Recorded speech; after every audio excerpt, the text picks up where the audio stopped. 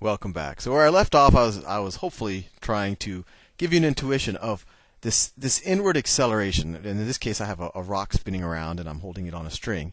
And I want to think about what the inward acceleration is dependent on. And so we talked a little bit about its velocity, and these multiple red arrows. These are potential velocity vectors. And the point I was trying to make is, if the velocity vector is bigger, right? To change its direction requires even more acceleration, right? Because the change in the x direction is bigger, and then the change in the y direction is bigger. Because, for example, right here it's y velocity. I'll draw it in a different color. It's y velocity vector, and I'll do it for the big velocity. Its y velocity vector was here, and then now its y velocity vector is this almost essentially the whole vector, right? So when the velocity increase, and let's say, so this is the case of the big arrow. If the velocity was less, like the small arrow, its velocity vector was here, and it would have to go to here. And so I don't know if it's completely obvious, but the change in velocity, for example, in the y direction over this course of time has to be more. And likewise, the change in x direction over this, and that might be obvious, more obvious, because here this is the x velocity vector if the velocity was less, and this is the x velocity vector if it was more. And that's going to 0 between when the dot goes from here to here. Here it has no x component, right? So clearly, I would have had to decelerate in the x direction more if we have a larger velocity vector. I'm either giving you intuition or I'm confusing you, but I'll keep going. So velocity, clearly, the greater the velocity, the more I'm going to have to pull in on this, the more the inward acceleration has to be to kind of keep this thing going in a circle. And not only does the acceleration have to be bigger just to get that velocity vector down, but you got to realize between this point and this point, the faster I go, the less time it's going to take me to get from here to here, right? So not only am I going to have to change the velocity more, I have to do that in less time.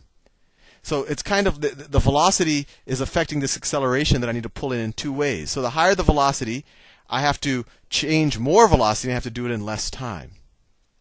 And it actually turns out that the acceleration is proportional to the velocity squared. And then there's another term here, and I won't prove it in this video. I'm going to prove it in another video that might be out of your scope just now because it requires some calculus. But I want to give you an intuition. So we know that the acceleration is dependent on the velocity squared. And I want to make that point of why it's not just the velocity, because there's two ways that the velocity is affecting is affecting how much of acceleration I need.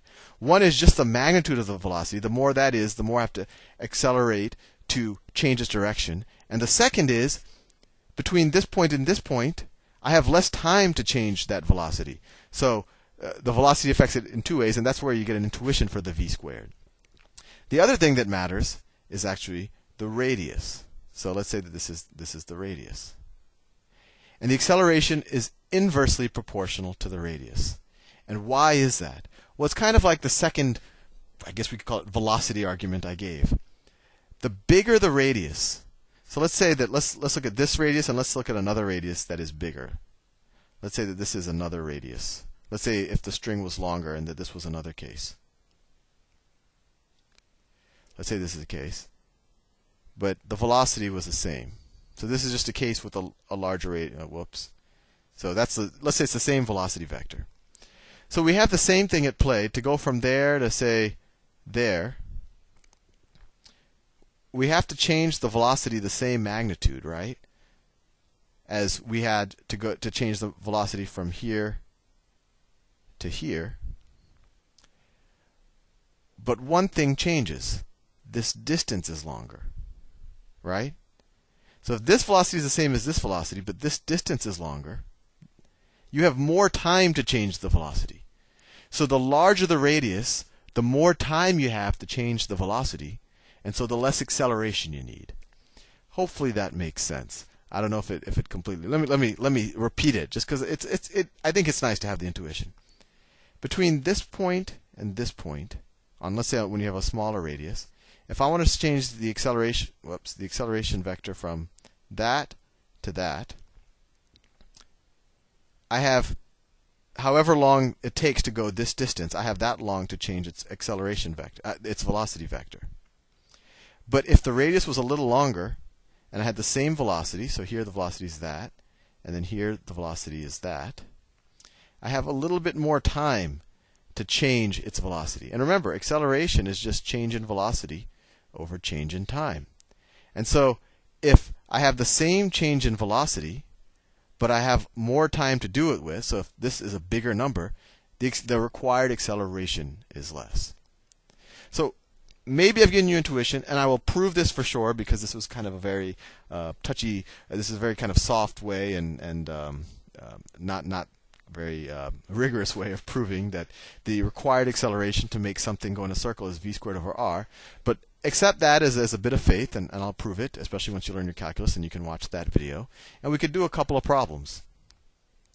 And this is probably what you care about anyway, but I think it's nice to have that intuition. So once again, let's say we're let's say we're in deep space. Well, let's do a little orbit problem. Let's say that this is Earth. I will do Earth in blue.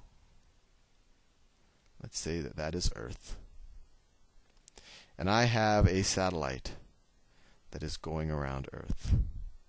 And I'm not going to calculate its, this is a satellite that's going around Earth.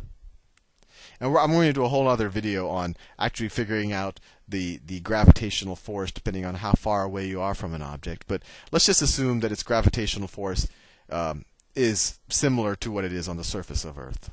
And that is a big assumption. Or let's just assume this is a different planet, and I'm going to give you the gravitational acceleration. Let's say that the planet, and maybe this isn't Earth, is pulling inwards, right? It always pulls towards its center. And I'll do that in a different color. Let's say it's pulling inwards at 30 feet per second. My question is, what does the velocity of the satellite have to be for the object to stay in orbit? Well, we could just apply the formula, and then maybe we can have a little intuition. So acceleration is equal to v. Oh, and sorry. And let's say that the object is. Let's say the object is, I don't know, 6,000 feet. 6,000 feet from the center. And when we learn gravity, we'll learn it actually. It's the distance from the radius that you're going around is actually relative to the center. Well, actually, it's always going to be, right? Because this is the circle. Right? So the radius, this is the center of that circle. You don't have to worry about that. It has nothing to do with gravity. Okay, so the acceleration is v squared over r. The acceleration we know is 30 feet per second. We want to figure out the velocity. And then the radius, I said, is 6,000 feet. 6,000 feet. So let's ignore the units for now. That's making things complex. So multiply both sides of this equation times 6,000. So 3 times 6 is 18. And we'll have 4 zeros, 2, 3, 4. So v squared is equal to 18,000. Everything's in feet per second.